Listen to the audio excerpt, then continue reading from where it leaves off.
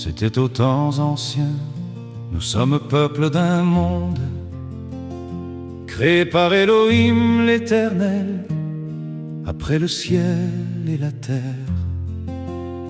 La terre était informe et vide, il y avait des ténèbres à la surface de l'abîme, et l'Esprit de Dieu se mouvait au-dessus des eaux.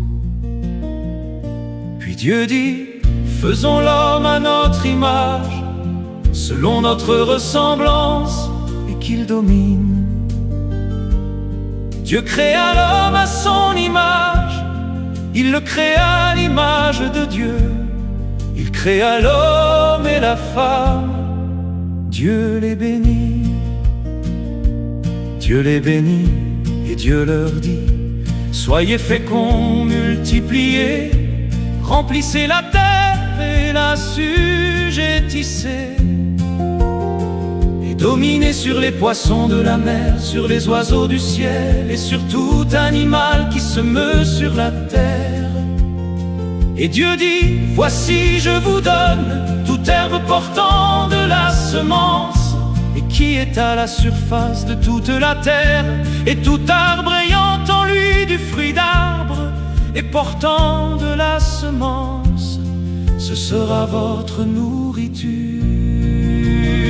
Et à tout animal de la terre, à tout oiseau du ciel, et à tout ce qui se meut sur la terre, ayant en soi un souffle de vie, je donne toute herbe verte pour nourriture. Et cela fut ainsi. Dieu vit tout ce qu'il avait fait, et voici, cela était très bon ainsi. Il y eut un soir et il y eut un matin, ce fut le 6e jour. Ainsi furent achevés les cieux et la terre et toute leur armée. Ainsi furent achevés les cieux et la terre et toute leur armée. Dieu acheva au 7e jour son œuvre qu'il avait faite, et il se reposa au 7e jour de toute son œuvre qu'il avait faite. Dieu bénit le 7e jour et il le sanctifia, parce qu'en ce jour il se reposa de toute son œuvre qu'il avait créée en la faisant. Voici les origines des cieux et de la terre, quand ils furent créés. Lorsque l'Éternel Dieu fit une terre et des cieux, aucun arbuste des champs n'était encore sur la terre, et aucune herbe des champs ne germait encore, car l'Éternel Dieu n'avait pas fait pleuvoir sur la terre, et il n'y avait point d'homme pour cultiver le sol.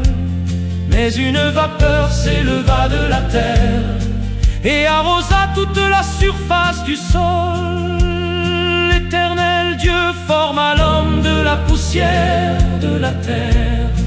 Il souffla dans ses narines un souffle de vie, et l'homme devint un être vivant.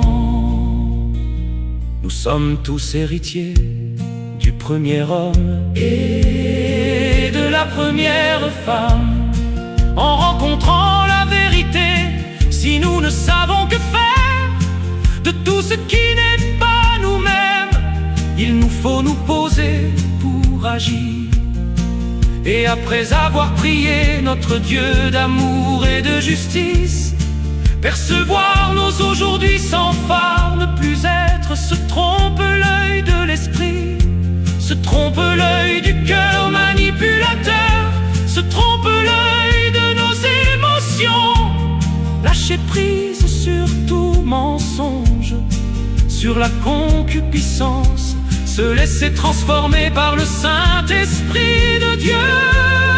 Dieu lui-même, prendre le chemin de la repentance, pavé de persévérance, fleuri d'espérance. Nous ne sommes pas appelés à prouver notre valeur devant Dieu.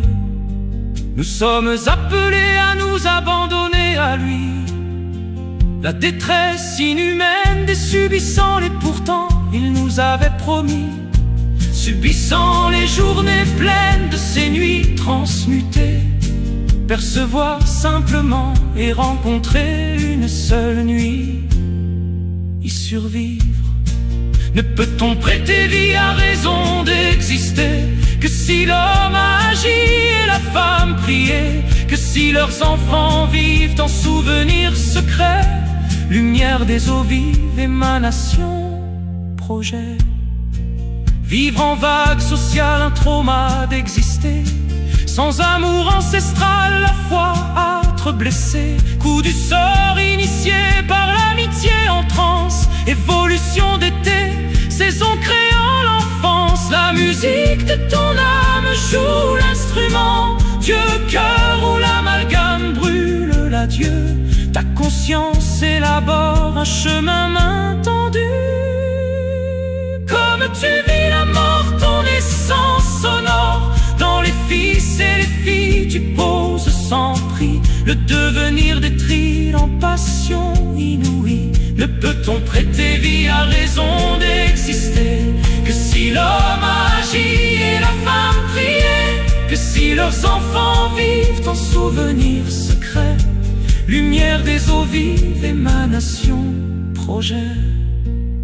Vecteur porteur d'éternel, en vue du temps soumis, finalité des ondes, des mesures d'intellect. Ils angélisent une croyance en demain, par prière déjà manifestent leur fin. Connaissance et savoir, réflexions et pensées, s'engendrent en miroir, reflet cri l'éthéré. Des dimensions foulées, je retiens la famille, où le bonheur blessé à l'inconscient en ramille. Renaissance d'aimer, transmigration de l'âme, incarnation jurée, recherche de la flamme. La vie se compare à l'être évanoui, au profit d'au-delà, création, devenir. La notion de l'astral agrandit face au Christ, un des conflits papaux où la loi se rend triste. Il reste à transcender son moi profond et pur. Suffit-il d'élever au rang des sens sûrs la contribution, absolution, résolution?